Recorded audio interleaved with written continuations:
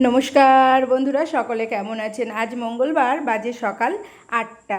তো এখানে আসলে একটুটা লেট করে ঘুম থেকে উঠি, কারণ কোনো চিন্তা নেই, ভাবনা নেই। একটা আনন্দেতেও থাকি যে মা আছে নিশ্চিন্ত, সে ছেলের চিন্তা হোক আর নিজের চিন্তা হোক আর রান্নাবাড়ির চিন্তা হোক, ভীষণ নিশ্চিন্তভাবে থাকি যে মা আছে। তো আগামী দিন বাড়ি ফিরবো বলে এখন মন খারাপের পালা। তো মন খারাপের মধ্যেই দেখুন কত আনন্দের জিনিস। গাছে পেকেছিল প্রচুর পরিমাণে কাঁঠাল, সেগুলোকেই পাড়তে মেশো উঠে বলছে এত কাঁঠাল তো এখন আর কেউ খায় না। তো বললো আর কষ্ট করে ব্যাগে করে না নামিয়ে ওপর থেকেই ফেলে দিয়ে নামিয়ে নেওয়া হোক। তো অনেক কাঁঠাল ফেললো, সবই পাকা, কিন্তু কাঁঠালগুলো ভীষণই সুন্দর। তো মাসি বলল যে আমি দুই একটা খেয়ে দেখি। আমি বললাম তুমি খাও। মাসির খাওয়া দেখে আমিও একটা নিলাম, আর কাঁঠালটা কিন্তু ভীষণই সুন্দর ছিল, কিন্তু অত্যাধিক ভয়ের কারণে 2 কামড় খেয়ে ফেলে দিতে হয়েছে। এইদিকে দিদিমা কাঁঠালের বিচনগুলো ছাড়িয়ে রাখছে, এইটা দিয়ে বেশ ভালো তরকারি খাওয়া হয়। এখন তো আর পাকা কাঁঠাল কেউ খেতেই চায় না জানেন। তো আজকে ভীষণ মন খারাপ করছে, এই 5টা দিন যে কিভাবে সময় কেটে গেল বুঝতেই পারলাম না। আসলে আনন্দর মুহূর্তগুলো না ভীষণ তাড়াতাড়ি কেটে যায়, আর যখন মন খারাপের সময় হয় তখন যেন পারই হয় না দিনগুলো।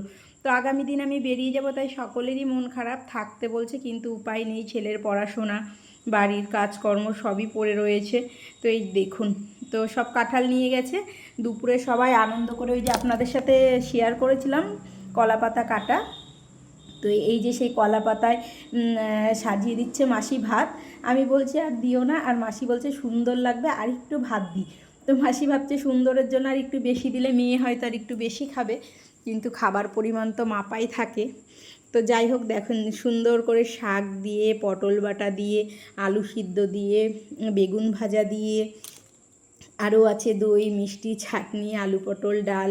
আসলে মা চাই যে মেয়েকে কি দিয়ে খাইয়ে একটু মন ভরাবে।